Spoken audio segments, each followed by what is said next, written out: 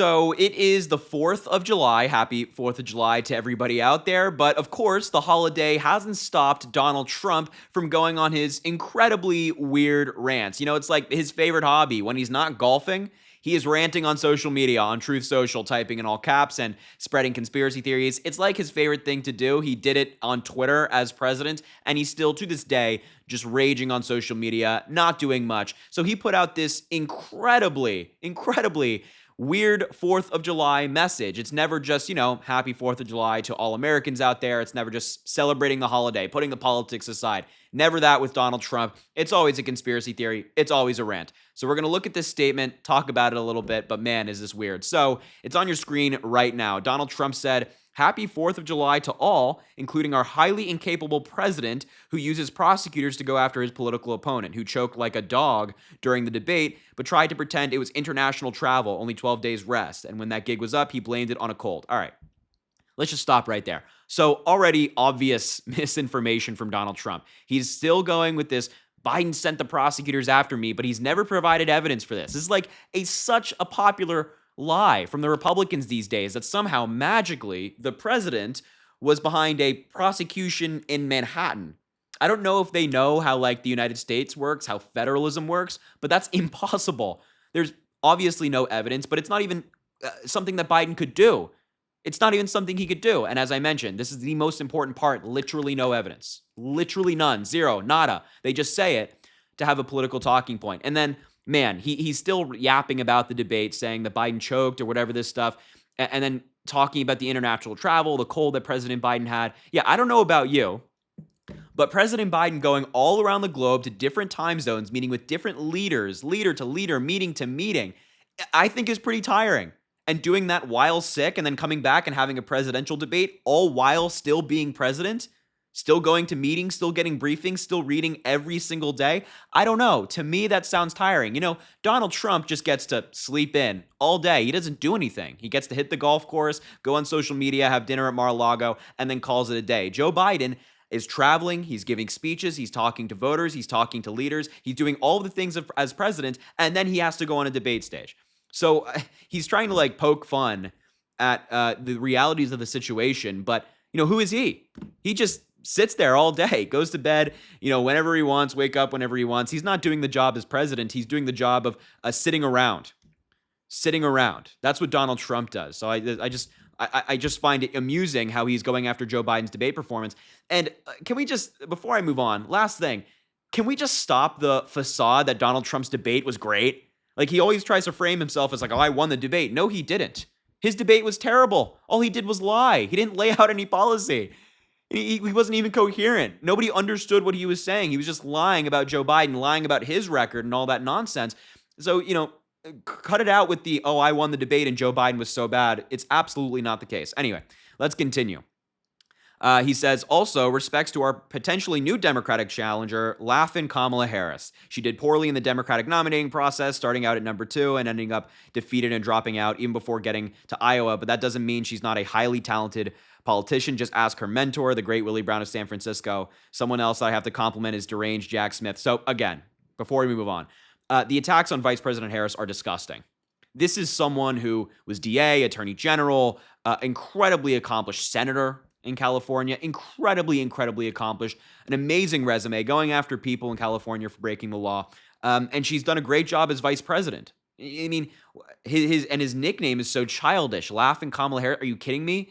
This guy is stuck in middle school. He never left the middle school playground. Never left. He took it all the way to the presidency. That's why he was such a disaster. He's such a terrible man, terrible president. But he never left the playground. He's still mentally up there.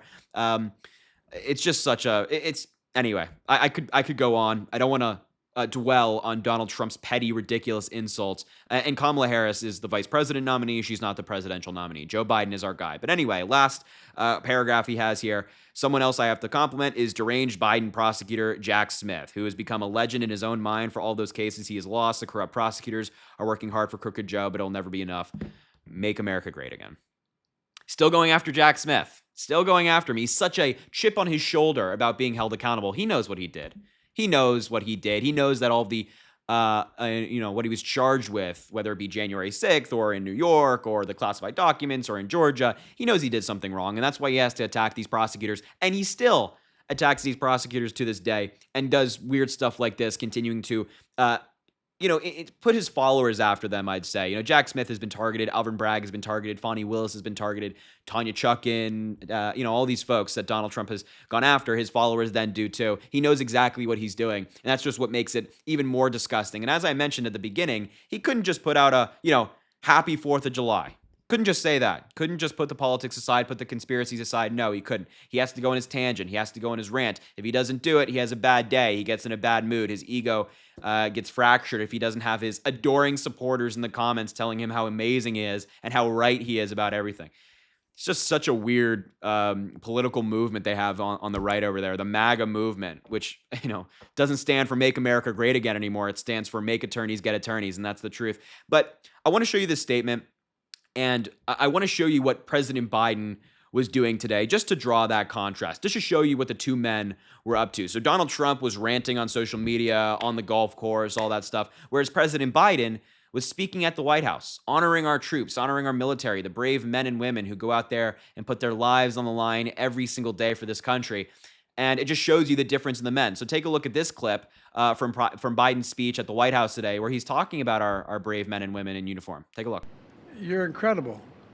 Understand, you are the finest fighting force in the history of the world. That's not hyperbole. In the history of the world, there's never been another military as powerful, as decent, and as giving as our military. I'm so damn proud to be your commander-in-chief. Happy 4th of July. May God bless you all, and may God protect our troops. Yeah, exactly. And President Biden cares deeply about our military. Like, for example, he passed the PACT Act, the largest investment in veterans healthcare in like a century, an incredibly long time since we've seen this large of an investment and reform to veterans healthcare. It expanded healthcare access to veterans who were exposed to burn pits abroad while serving. Now, 1 million Americans, 1 million people who have served, have signed up for that program, and they're now getting healthcare because of President Joe Biden. That's a massive achievement. And of course, it's deeply personal to Joe Biden. His son, Beau, served abroad, served in the Middle East, came back, got diagnosed with brain cancer as a result of the fumes that he was subjected to, and passed away. This is something that President Biden has talked about a lot, but he cares deeply about our military, deeply about our troops, even if they don't disagree with him. Maybe they're on the other side of the aisle. They still deserve our care and our adoration and our appreciation for their service, and President Biden knows that. Donald Trump doesn't. He called fallen American soldiers losers and suckers. That's something that you would never hear, never come out of President Biden's mouth, and you heard it right there about how much he cares about it. And he also talked about, democracy. He didn't talk about the stakes of this election, but it's hinting at it, the democracy that we have here in the United States and the need to preserve it. Take a look. Let me close with this. Last month, Jill and I traveled to Normandy, France to commemorate the 80th anniversary of D-Day. We met with American veterans, some of them about 12 or 14 over 102 years old.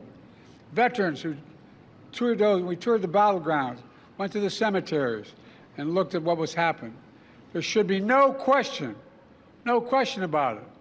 All those who served as members of the military were heroes, genuine heroes, heroes for freedom, democracy, and America. Look, now decades later, we have to look at ourselves and ask the question, will we stand for freedom again? We stand for democracy. Will we stand together as Americans? I believe we will and we can. Yeah, look, I think that's the question right now that we as a country should be asking ourselves. Are we going to stand together? Are we going to stand for freedom? Are we going to stand for democracy that those World War I, World War II vets fought for? The democracy that they had in mind. Are we going to preserve that? Are we going to stand for that freedom? Or are we going to subject ourselves to the fascism, the dictatorship, the authoritarianism, the totalitarianism that Donald Trump has in mind if he were to win a second term? He said he wants to be a dictator. Now he has the immunity to do it because of the Supreme Court. So, this is a fundamental question we have to be asking ourselves. And I think that part of this question is not only looking at how terrible Donald Trump is, but thinking about the men and women who have lost their lives serving this country, lost their lives fighting for our democracy. It's something that I'm thinking about, and I know you are too. So anyway, I just wanted to bring your attention to this unhinged Donald Trump statement and this incredibly powerful President Biden speech that he gave at the White House today, really showing you the two contrasts between the two men on this holiday here in the United States. So it's clear as day, I think. Clear as day between the two men. Anyway, hope you had an amazing 4th of July. I imagine many of you are still out there celebrating. I hope you're having a good time and staying safe and eating some good food and enjoying some fireworks. So anyway, I'll leave the video there. Thank you so much for being here. I appreciate you watching. Make sure to subscribe down below. It goes an incredibly long way. Also, drop a like in the video and comment. Let me know what you think about all of this. And as I always say, I appreciate you, and I hope you have an amazing rest of your day.